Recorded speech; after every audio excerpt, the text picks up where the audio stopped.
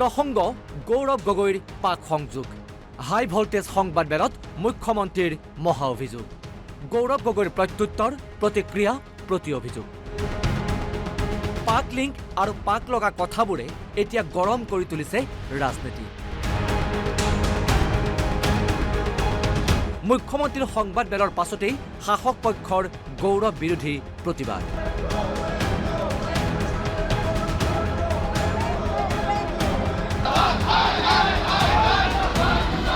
বিপৰীতে বিৰোধীৰো গৌৰৱৰ সমৰ্থনত প্ৰত্যুত্তৰ এই অভিযোগ আৰু প্ৰতি অভিযোগৰ মাজতেই গোৱালপাৰাত পীযুষ হাজৰিকাৰ প্ৰশ্ন গৌৰৱে সন্তানৰ ধৰ্ম সলনি কৰিলে কিয় এটা পৰিয়ালৰ 4 সদস্যৰ 3জনেই বিদেশী নিজৰ পৰিয়ালতেই সংখ্যালঘু গৌৰৱ আকৌ প্ৰশ্ন সুধিছো তেখেতৰ ল'ৰা ছোৱালীকেইটাৰ ধৰ্ম কিয় বদলাই দিলে তৰুণ গগৈ ডাঙৰীয়াৰ নাতি আজি এজনো হিন্দু নহয় আৰু তেখেতে গৌৰৱ গগৈ ডাঙৰীয়াই নিজে এখন চিঠি লিখি পেলাই ক'লে যে তেওঁ বৰ্তমান আৰু হিন্দু নহয় গতিকে এটা পৰিয়ালৰ 4জন সদস্য থাকে তাৰ 3গৰাকী বিদেশী হয় 3গৰাকী হিন্দু নহয়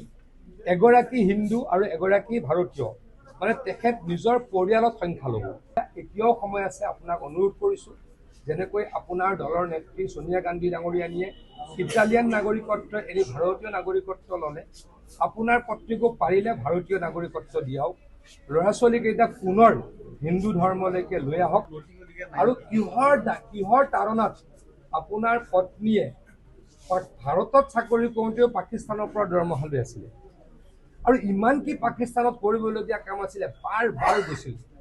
9 বাৰ 10 বাৰ গৈছিলে আনকি তেওঁ যেতিয়া লিড ইণ্ডিয়া লিড পাকিস্তান এৰিলে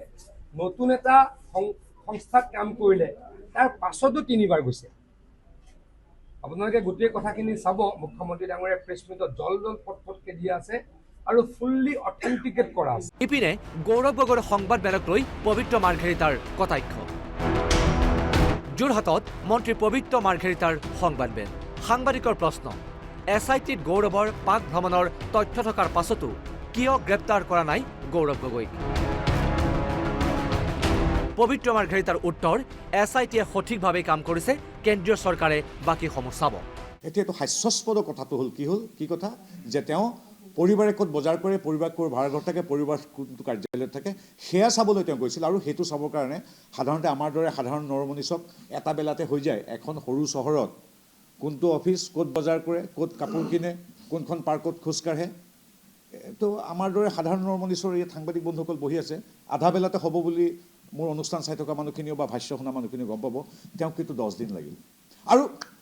লাগিলে 12 দিনে লগক কথাষাৰ তেওঁ কিয় লুকুৱাই ৰাখিছে ধৰা নপৰালৈকে তেওঁ ধৰা পৰাৰ পিছত সেইখিনি কৈছে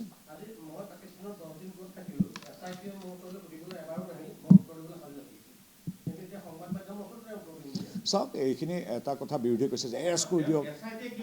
চাওক বিৰোধীয়ে কৈছে যে তেওঁক এৰেষ্ট কৰি দিয়া নাই কেলে তেওঁ কিয় গৈছে SIT এজন সাংসদ তেখেত নিয়মৰ কথা আছে এতিয়া নিয়মবিলাক ইমান ছিষ্টেমেটিকেলি গৈছে এইখিনিলৈকে SITয়ে অদ্ভুত সুন্দৰ কাম কৰিছে SITয়ে এতিয়া কেন্দ্ৰীয় চৰকাৰক অৰ্পণ কৰিছে কেন্দ্ৰীয় চৰকাৰে এগৰাকী সাংসদ বা তেওঁ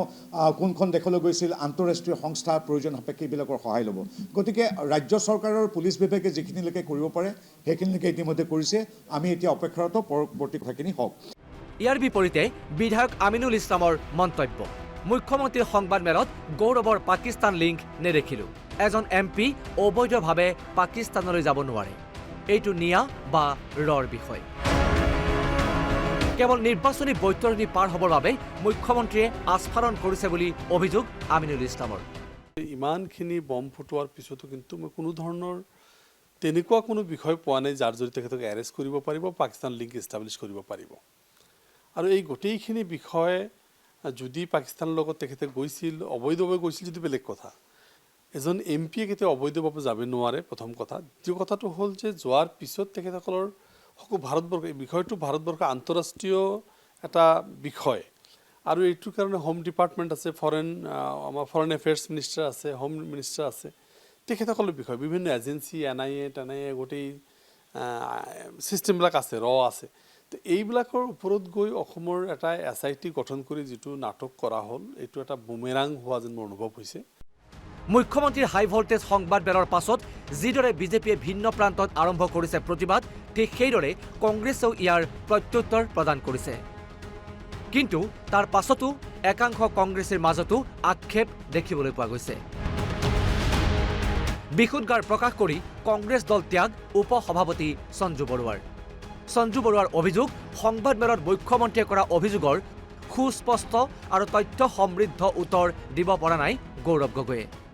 খুব দুখেৰে আজি মই কংগ্ৰেছ দল ত্যাগ কৰিব লগা হ'ল। মই এটাই কথা ক'ব বিচাৰোঁ, বৰ্তমান সময়ত দেশৰ সাৰ্বভৌমত্ব, দেশৰ নিৰাপত্তা আৰু জননী জনমভূমিতকৈ কোনো আৰু একো ডাঙৰ হ'ব নোৱাৰে। আজি দুখেৰে কংগ্ৰেছ দল এৰিছোঁ, কাৰণ যিজন সভাপতি, এই সভাপতি গৌৰৱ গগৈ ডাঙৰীয়াক বিষয়ে মই প্ৰায় 2খন চিঠি AICCক মই দিছিলোঁ আৰু দি পেলাই কৈছিলোঁ যে ময়ো যিহেতুকে এখন কেম্পেইন কমিটিৰ, কংগ্ৰেছৰ চবতকৈ one of the important committee, campaign কমিটিৰ মই উপাধ্যক্ষ হৈ আছোঁ, গতিকে আমাৰ কেম্পেইন কৰাত অসুবিধা হ'ব। এটলিষ্ট গৌৰৱ গগৈ ডাঙৰীয়াই এই গোটেই কথাখিনি তথ্য অনুযায়ী ক্লিয়াৰ কৰক যে পাকিস্তানৰ কথাবোৰ মিছা, পাকিস্তানৰ কথাবোৰৰ লগত কোনো সম্পৰ্ক নাই। কিন্তু আজি যিখিনি কথা ক'লে, এইখিনি কথাত কেতিয়াও মানি ল'ব নোৱাৰি। আৰু এই গোটেইখিনি কথা মই য'ত যেনেকৈ আছে, কাইলৈ মই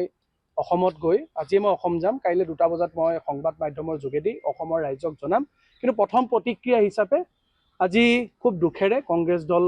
ত্যাগ কৰিছোঁ। এইদৰে এতিয়া গৌৰৱ গগৈৰ পাক সংযোগক লৈ উত্তাল হৈ উঠিছে ৰাজনীতি।